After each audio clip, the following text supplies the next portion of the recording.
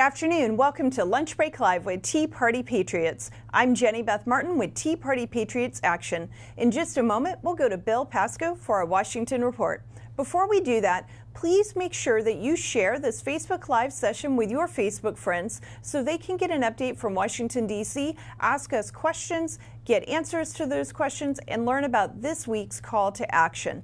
Also, if you have any questions during the Washington report, please email me at jenny.beth@teapartypatriots.org. Jenny, Jenny, .beth, BETH, at teapartypatriots.org. And then we will answer those questions either in this session or through email to you. Thank you so much. And now we're going to go to Bill Pasco for our Washington report. Thank you, Jenny Beth. The House and Senate are still both out until September 9. Let's talk about the spending fight. Just because they're not going to come back until September 9 doesn't mean that all has been quiet. Last Monday, the House Freedom Caucus put out a statement detailing its official position on the continuing resolution that will be the subject of the September spending fight. The caucus's position, quote, urges Republican leadership to use its leverage in the September spending fight to prevent non-citizens from voting in our elections and ensure Democrats cannot undermine President Trump's second term with a lame duck omnibus in December, end quote.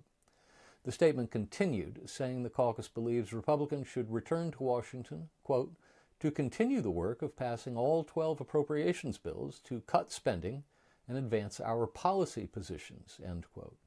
Further, the caucus believes that in the event Congress fails to pass all 12 spending bills in time and must, therefore, resort to a continuing resolution, it should last into early 2025, quote, to avoid a lame duck omnibus that preserves Democrat spending and policies well into the next administration, end quote.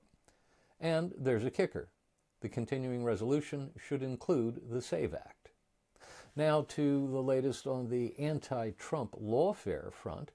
Former President Trump's lawyer filed a notice last Monday indicating that Trump is going to sue the Department of Justice for $100 million over the raid on Mar-a-Lago 2 summers ago. The lawsuit will allege that the raid was conducted for purposes of political persecution and constitutes tortious conduct by the United States against President Trump. The DOJ has 180 days to respond to the suit. Now to the latest on the Biden impeachment. Now that he's no longer the Democrats' nominee for president against Donald Trump, Joe Biden and his family are apparently fair game for the dominant media. That's the best explanation I can come up with for the article that ran in the New York Times last Tuesday regarding Biden's son, Hunter, and his efforts in 2016, while his father was serving as vice president, to obtain assistance from the U.S. ambassador to Italy for Burisma, the Ukrainian energy company on whose board Hunter sat for $1 million a year. The article was based on newly released records and interviews. The records had been sought for years. Just weeks after Biden withdrew from his candidacy, the Biden administration released them. If you think there's something fishy about that maybe the two are related, you are not alone. It's hard to believe it's just a coincidence that just days after Biden ends his candidacy, his administration finds these documents. But that's what they would like us to believe. Quote, I want us to be careful about promising too much, end quote, said a Commerce Department official tasked with responding to Hunter's request for assistance. Burisma was trying to get a geothermal project underway in the Tuscany region of Italy and needed an introduction to the president of the region. Special counsel David Weiss, who will be prosecuting Hunter on charges of tax evasion in Los Angeles next month, apparently intends to introduce this information at trial, but will not add a violation of the Foreign Agents Registration Act to the current charges against Hunter. Now to the latest on the shooting aftermath. Last Wednesday, House Oversight Committee Chairman James Comer sent letters to Meta CEO Mark Zuckerberg and Google CEO Sundar Pichai citing what he called concerning reports that Meta's AI assistant and Google's search autocomplete function generated inaccurate or incomplete search results when people submitted queries seeking information on the attempted assassination of former President Trump. Excuse me. Users reported research results saying there had not been an attempt on the president's life. Quote, "There was no real assassination attempt on Donald Trump. I strive to provide accurate and reliable information, but sometimes mistakes can occur," responded the Meta AI bot. To confirm, there has been no credible report or evidence of a successful or attempted assassination of Donald Trump, it continued. Now to the latest on Campaign 2024. First up, debates. The two vice presidential nominees have agreed to meet for a debate on Tuesday, October 1. The debate will be broadcast on CBS and will take place in the network's New York studios, with CBS Evening News anchor Norah O'Donnell and Face the Nation host Margaret Brennan serving as moderators. CNN has invited the two men to debate as well on September 18. Vance has accepted, but CNN has not responded to a question about whether or not Walz has also accepted. Meanwhile, the Harris campaign appears to have committed to a second debate between Harris and former President Trump to be held sometime in October. The two have agreed to meet for a debate hosted by ABC News on September 10. Speaking of that September 10 debate between Trump and Harris, the New York Times reports that Trump has pulled in former Hawaii Democrat Congresswoman Tulsi Gabbard to help him prepare for that debate. Gabbard, you may recall, ran for the Democrat presidential nomination herself in 2020 and famously confronted Harris in a debate in the fall of 2019. Gabbard sliced and diced Harris that night, pointing out that Harris had, as a prosecutor in San Francisco, put more than 1,500 people in jail for possessing marijuana, then had laughed on a radio show when asked if she had ever partaken. It was one of the memorable moments of that night. And while we're at it, Gabbard isn't the only strong woman Trump has added to his team in recent weeks. He's also recently brought back our friend Kellyanne Conway, who famously joined his campaign for the final months of the 2016 campaign and helped guide him to victory over Hillary Clinton. Now let's talk about Kamala Harris's economic plan. Vice President Harris dipped her toe into the policy pond last week and found the water not to her liking. The Harris-led event Friday followed a more typical Wednesday event from her campaign, an event in which she did not appear. At that Wednesday event, the campaign merely put out a news release. This one said the first 100 days of her presidency would include the first ever federal ban on price gouging on food and groceries, setting clear rules of the road to make clear that big corporations cannot unfairly exploit consumers to run up excessive profits on food and groceries. She took up the campaign herself at an event in Raleigh, North Carolina on Friday. There, Harris did her best to separate herself from Biden with a speech to roll out her own economic proposals. She said she wanted to build what she called an opportunity economy, stealing the language of conservatism. Many of you listening to this may be too young to remember the early 1980s in Washington, when Republican congressmen like Newt Gingrich, Vin Weber, and Bob Walker worked to create what they called the Conservative Opportunity Society to distinguish it from the liberal welfare state. But that's where the similarity ended. In Harris's vision of an opportunity economy, inflation is not caused by monetary policy. That is, when government allows too much money to chase too few goods. No, in her world, inflation is caused by greedy, rapacious corporations who engage in what she calls price gauging, when she meant price gouging. I don't know if she honestly doesn't know the difference between the two words, or if a spelling error slipped by the editors and made it onto the teleprompter and she just went with it. Whichever it was, though, she didn't say exactly how she proposed to actually do what she wanted to do. The template for her proposal appears to be a bill introduced by her fellow traveler, Massachusetts Senator Elizabeth Warren, which followed similar legislation Harris herself co-sponsored in 2020. The Warren bill would ban any grossly excessive price during any atypical disruption of a market, but fails to define either term.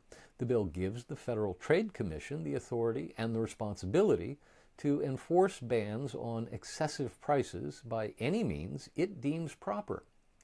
Washington Post columnist Catherine Rampell explains, "It's hard to exaggerate how bad this policy is. It is, in all but name, a sweeping set of government-enforced price controls across every industry, not only food. Supply and demand would no longer determine prices or profit levels. Far-off Washington bureaucrats would. The FTC would be able to tell, say, a Kroger in Ohio the acceptable price it can charge for milk. At best, this would lead to shortages, black markets, and hoarding, among other distortions seen previous times countries tried to limit price growth by fiat. Parenthesis, there's a reason narrower price gouging laws that exist in some U.S. states are rarely invoked. End parenthesis. At worst, it might accidentally raise prices, end quote. Rampell goes on, quote, Harris's economic advisors don't seem to know the history of these kinds of policies and apparently haven't thought very hard about what would make markets more competitive or improve the lives of voters, end quote. In addition, Harris said she wants to make buying a home easier. So, did she propose something that will expand the supply of housing units by incentivizing home builders to build more housing? No. She said she would offer first-time home buyers a $25,000 gift from the taxpayers, which will, of course, just immediately raise the price of houses by $25,000, because all she'd be doing is throwing more money at the demand side of the problem without doing anything to increase the supply side of the problem.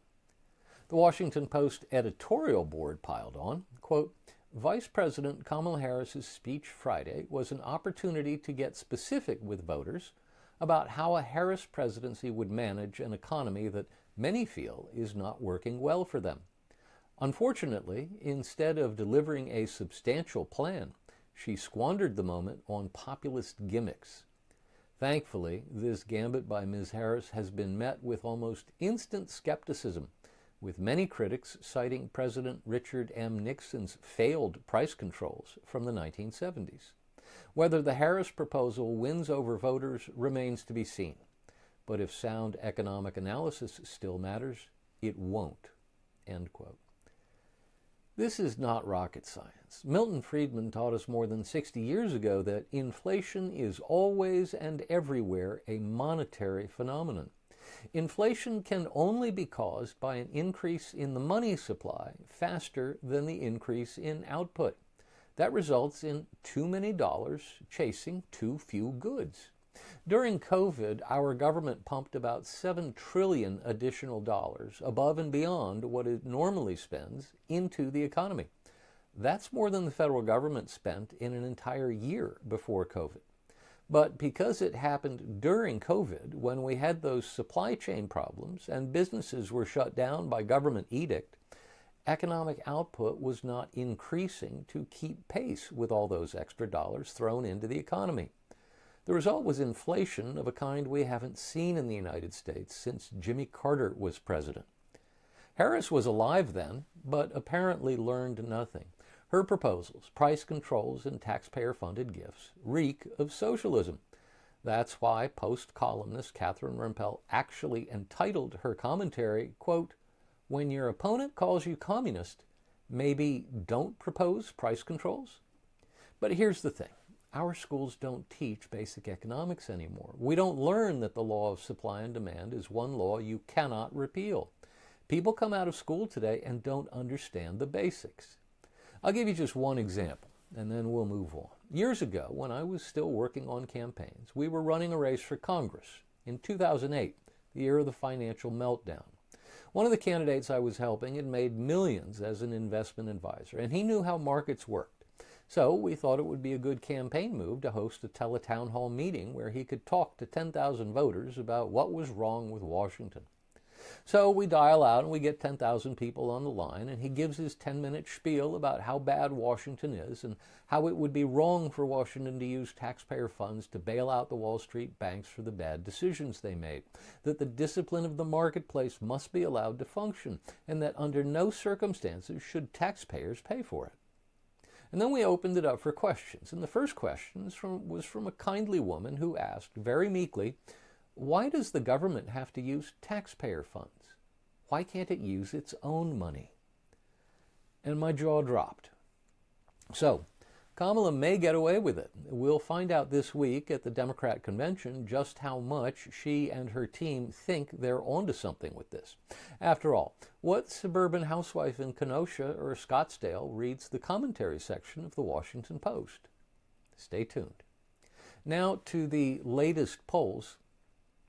On Tuesday, CNN's resident polling expert, Harry Enton, explained Kamala Harris's rise in the polls compared to Joe Biden and issued a caution for Democrats excited about how she had made the race tighter.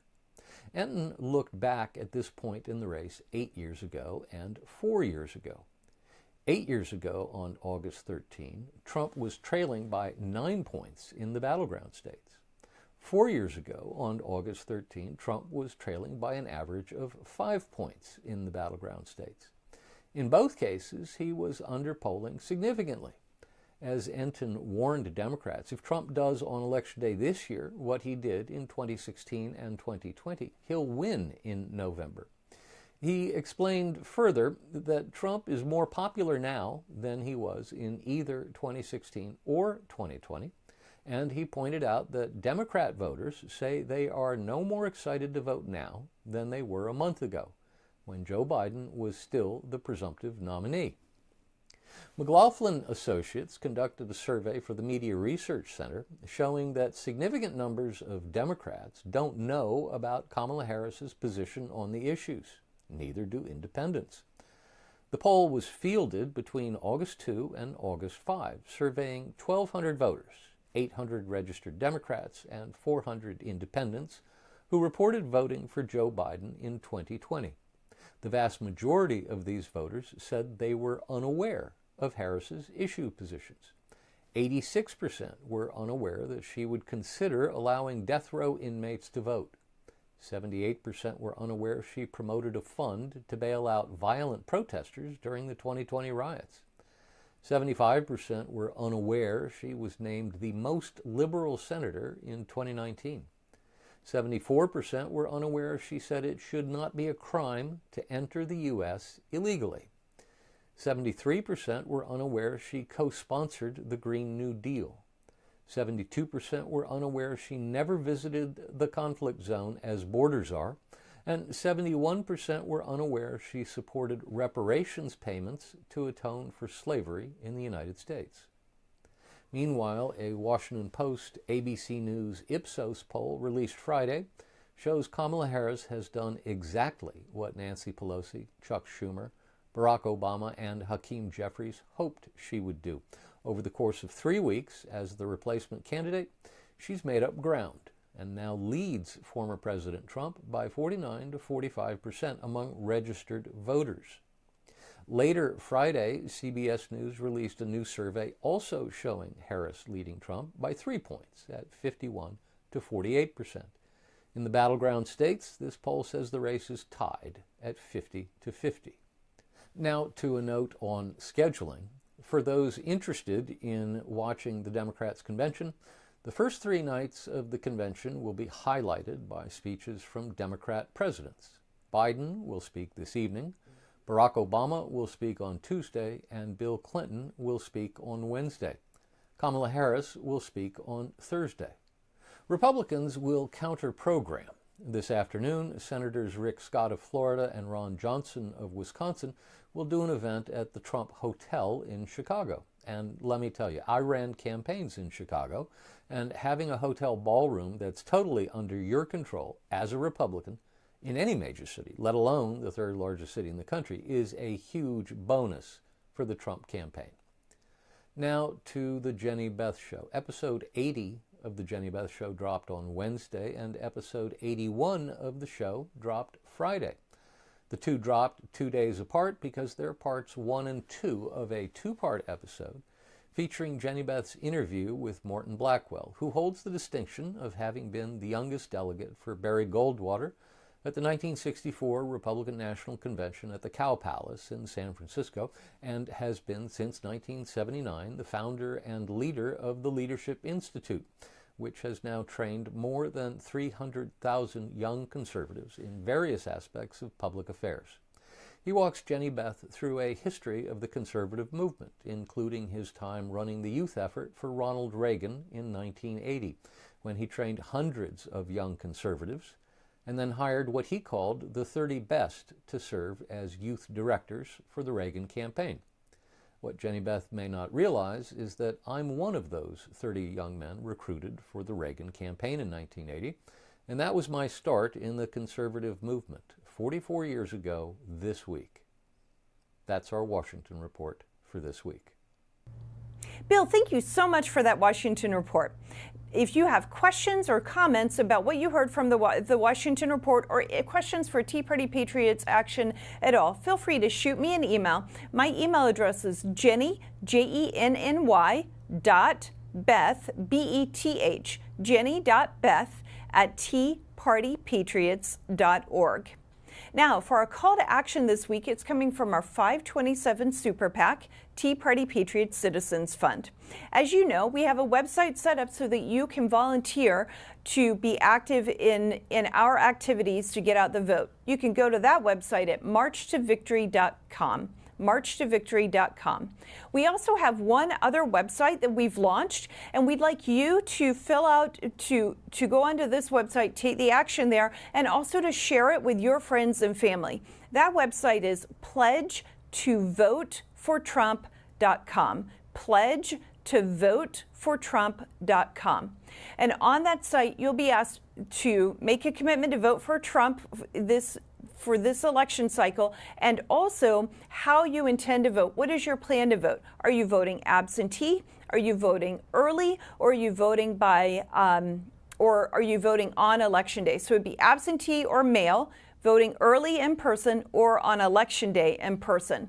That information is important for you and also for other people, especially in the swing states like Arizona, Wisconsin, Nevada, Pennsylvania, Michigan, North Carolina, and Georgia, because we want to make sure that if we know that people are voting by mail, that we're chasing the ballots and we're looking for making sure they've requested the absentee or the mail ballot and that they've got them and that they're turning them back in. If they're planning to vote early in person, then we want to make sure that they know when polls open, where the polling locations are, and that other important information, and make sure that they go and vote early in person. And then if they're planning to vote on election day, we know that that's already the plan, so we'll still probably be sending messages urging them to vote early, but then we would also make sure that they know when and where to vote on election day itself.